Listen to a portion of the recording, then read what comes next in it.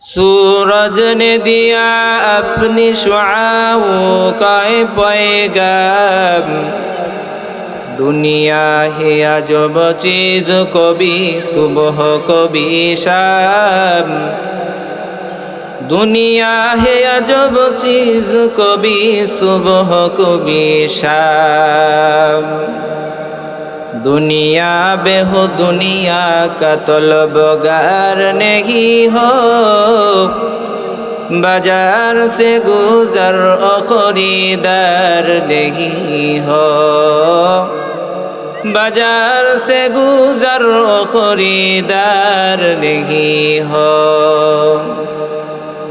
तो मुसलमान भाइरा আমার, আল্লাহ রাব্বুল আলামিন যাদেরকে পছন্দ করেন, যাদেরকে ভালোবাসেন, মহাব্বত করেন, একমাত্র তারাই নেক কাজ করতে পারে, কোরআন হাদিসের মজলিসে বসতে পারে।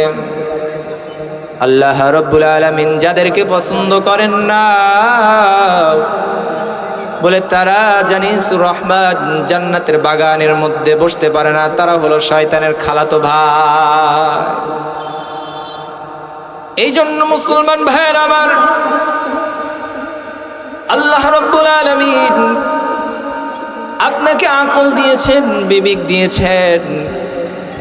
সেই আকল দিয়ে যদি আপনার বিবেককে যদি প্রশ্ন করেন, হেরে বিবেক, আল্লাহ রাব্বুল আলামিন চাইলে আমাকে মাজনুন বানাইতে পারত, আমাকে পাগলও বানাইতে পারত। কত পাগল দেখি, কত মাজনুন দেখি, তারা রাস্তা দিয়ে উলঙ্গ অবস্থায় তারা রাস্তা দিয়ে চলাফেরা করে। আল্লাহ রাব্বুল আলামিন যদি আমাকে আকল না দিতেন, জ্ঞান না দিতেন, বুদ্ধি যদি দান না করতেন, তাহলে আমিও তো মাজনুন হয়ে যেতাম, পাগল হয়ে যেতাম। তার মতন আমিও লতা পাতা খেয়ে খেয়ে, মানুষের লাত্তি ঘুতা খেয়ে খেয়ে রাস্তাঘাটে দিয়ে চলতে থাকতাম। বলুন ঠিক কিনা? এই জন্য মুসলমান ভাইয়ের আমার, আপনার তকদিরটা কতই না ভালো। আল্লাহ রাব্বুল আলামিন না চাইতে আপনাকে মুসলমানের ঘরে জন্ম দিয়েছে, বলে না চাইতেই আখিরি জামানার উম্মত হিসাবে আপনাকে পছন্দ করেছেন, বলে না চাইতেই আল্লাহ রাব্বুল আলামিন যতগুলো কিতাব আল্লাহ তাআলা নাজিল করেছেন, সমস্ত কিতাবের মধ্য থেকে শ্রেষ্ঠ কিতাব আল্লাহ তাআলার পবিত্র আল কোরআন কারীম আমাদের উপরে নাজিল করেছেন। বলেন সুবহানাল্লাহ।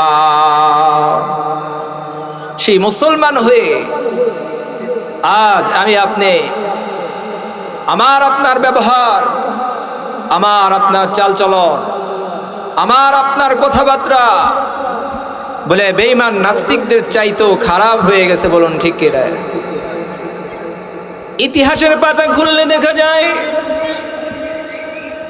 সাহাবায়ে কেরাম থেকে শুরু করে তাবে তাবিঈন, খোলাফায়ে রাশিদিন, আম্মায়ে মুজতাহিদিন থেকে শুরু করে যত বড় বড় আল্লাহর ওলি ছিলেন, সমস্ত আল্লাহ ওলির তাদের গুণ ছিল বলে পাহাড় সমতুল্য বিদ্যা অর্জন করার শর্ত তারা বিদ্যার তালাশে থাকতেন, জ্ঞানের তালাশে থাকতেন। কোথায় গেলে আমার মাবুদকে পাওয়া যাবে, কোন আমল করলে আল্লাহ তাআলা কবুল করবেন, কিভাবে চললে আমার হাবিব খুশি হবে, আল্লাহ রাব্বুল আলামিন খুশি হবেন, কার সহবতে থাকলে আমার জীবনটা ধন্য হয়ে যাবে। বলুন ঠিক কিনা? তারা পায়ে হেঁটে হেঁটে শত শত মাইল, হাজার হাজার মাইল তারা পায়ে হেঁটে তারা দ্বীনি ইলম শিক্ষা করতেন। একটা হাদিস যদি জানতো, এই হাদিসটা আমি জানি না, অমুকে জানে, তার বাড়ি অনেক দূরে, তার কাছ থেকে সেই হাদিসটা অধ্যয়ন করতে হলে শত শত মাইল ভেদ করে সেই ব্যক্তির কাছে গিয়ে হাদিস শিখতে হবে। এরপরেও তাদের শেখার আগ্রহ ছিল। শত শত মাইল তারা পায়ে হেঁটে জ্ঞান অর্জন করত, ইলমে দ্বীন অর্জন করত।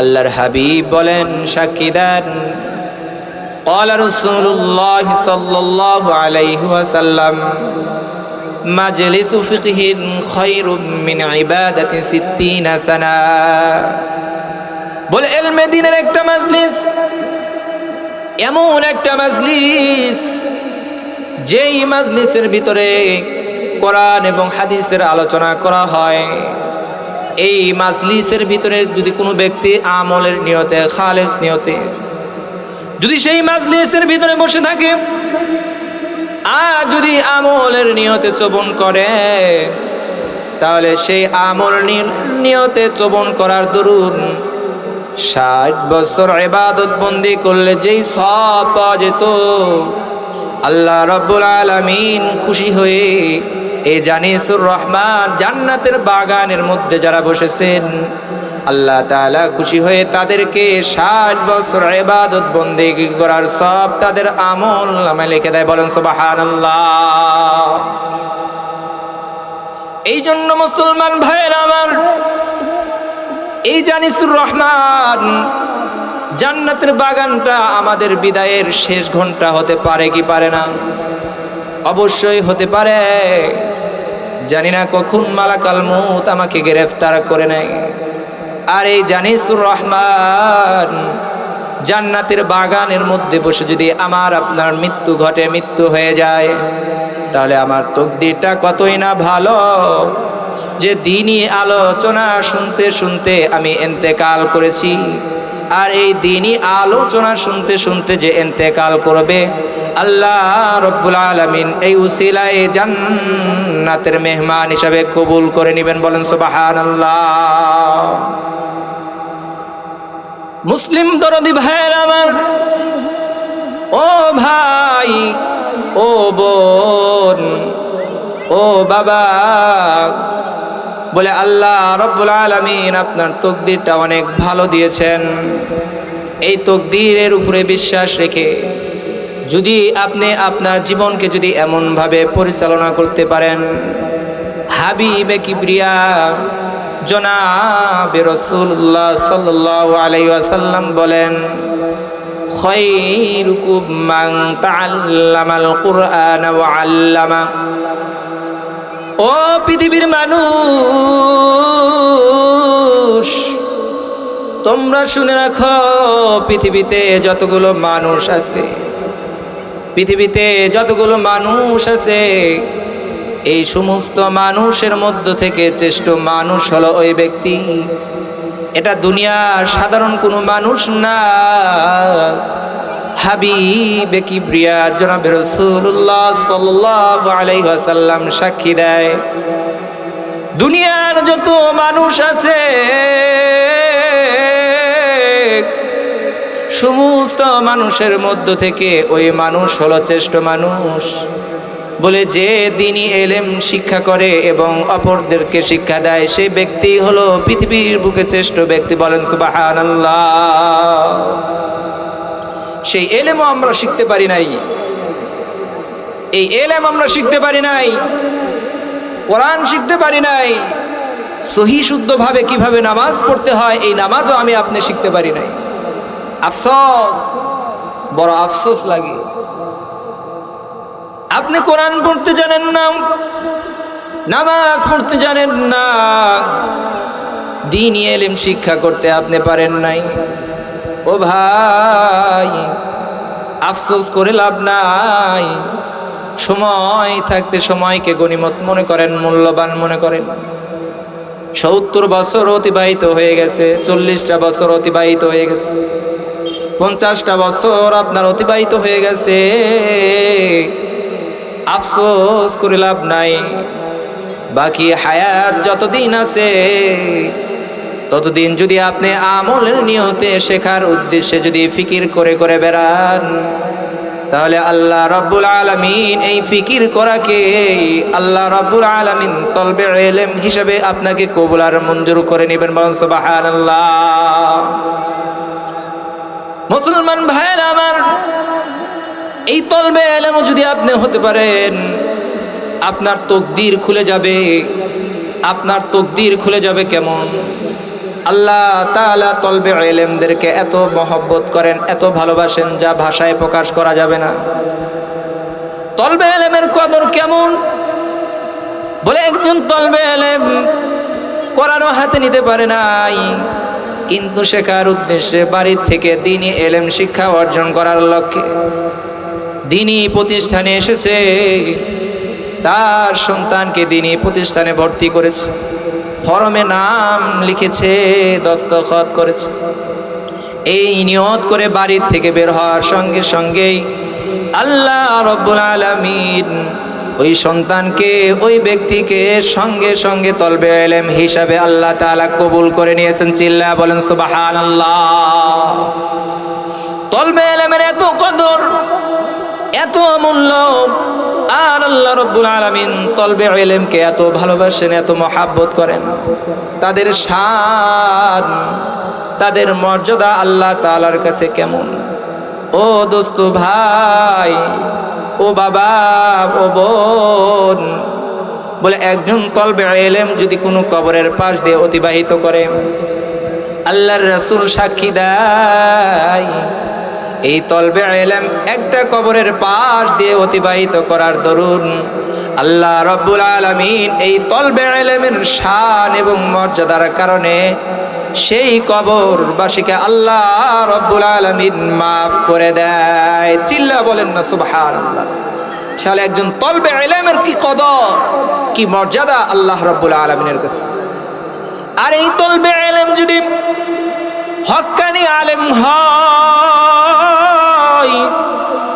আর এই তলবে ইলম যদি শাইখুল হাদিস হয়, মুহাদ্দিস হয়, মুদাররিস হয়, দ্বীনের রাহাবার হয়, তাহলে একটা বার মনে করেন, তাহলে সেই ব্যক্তির কদর, সেই ব্যক্তির শান, সেই ব্যক্তির মর্যাদা আল্লাহ তাআলার কাছে কত বেশি। বলেন চিল্লা বলেন না সুবহানাল্লাহ। তাহলে একজন তলবে ইলমের যদি কদর আল্লাহ তাআলার কাছে এমন হয়, মর্যাদা যদি এমন হয়, তাহলে যে তলবে ইলম থেকে শুরু থেকে শেষ পর্যন্ত দ্বীনের রাহাবার হিসাবে দ্বীনি ইলম অর্জন করে মানুষদেরকে শিক্ষা দেয়, তাহলে সেই ব্যক্তির মর্যাদা আল্লাহ তাআলার কাছে কেমন? একজন কোরআনের হাফেজ, একজন তলবে ইলম যার সিনার ভিতরে কোরআন আছে, কোনো কারণবশত, কোনো ভুলের কারণে যদি সে জাহান্নামী হয়ে যায়, এরপরেও আল্লাহ রাব্বুল আলামিন তাদেরকে মাফ করবেন। জাহান্নামের টিকিট পেয়ে গেছে, সিনার ভিতরে আল্লাহ তাআলার কোরআন আছে, আল্লাহ তাআলার কোরআন আছে।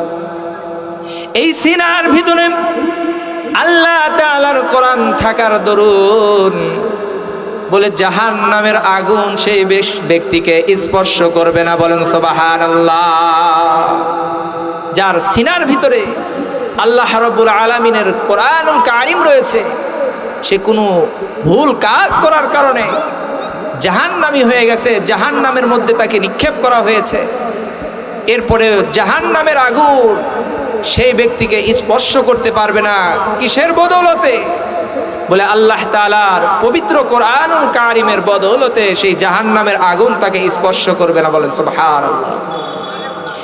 এই জন্য বলতেছিলাম বাবা, আফসোস করে লাভ নাই, যতটুকু নেক হায়াত আছে,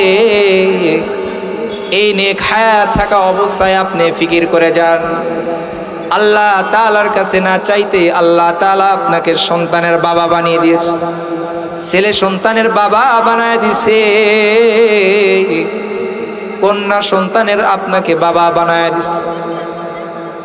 সেই সন্তানকেও যদি আপনি দ্বীনি শিক্ষা দিতে পারেন, কোরআন শিক্ষা দিতে পারেন, নামাজ শিক্ষা দিতে পারেন, আল্লাহর রাসূলের আদর্শ যদি শিক্ষা দিতে পারেন, তাহলে এই যে জান্নাতের টিকিট আপনি তৈরি করতেছেন, এই জান্নাতের টিকিটের বদৌলতে আল্লাহ রাব্বুল আলামিন আপনাকেও জান্নাতের মালিক বানায় দিবে। বলেন সুবহানাল্লাহ। তাহলে কি পরিমাণ মর্যাদা, কি পরিমাণ দাম! আপনার সন্তানকে যদি কোরআনের হাফেজ বানাইতে পারেন, আপনার সন্তানকে যদি নামাজ শিক্ষা দিতে পারেন, আপনার সন্তানের শরীরের ভিতরে আল্লাহর রাসূলের আদর্শ যদি উঠিয়ে দিতে পারেন, তাহলে এই বদৌলতে আপনি নামাজ পড়েন না, আপনার পরিবারের সদস্যরাও নামাজ পড়ে না, এই সন্তানকে সহিশুদ্ধ নামাজ শিক্ষা দেওয়ার দরুন এই সন্তান আপনাদেরকে নামাজের তালিম দিতে থাকবে। বলুন ঠিক কিনা? বলে একজন নেককার সন্তান কোনো বাড়িতে থাকলে সেই বাড়ির অধীনস্থ যারা আছে তারা যদি নামাজও না পড়ে, কোরআনও যদি না পড়ে, তাহলে এই নেককার সন্তান থাকার দরুন সেই সন্তানই তাদেরকে তালিম দিয়ে দিয়ে নামাজি বানায় দিবে। বলেন সুবহানাল্লাহ। তাদেরকে কোরআনের তালিম দিয়ে দিয়ে তাদেরকে কোরআন শিক্ষা দিবে। আল্লাহর রাসূলের আদর্শ তার ভিতরে থাকার কারণে সেই সন্তান তাদের পরিবারের সদস্যদেরকে তালিম দিয়ে দিয়ে তাদের শরীরে আল্লাহর রাসূলের আদর্শ উঠায় দিবে। বলেন সুবহানাল্লাহ।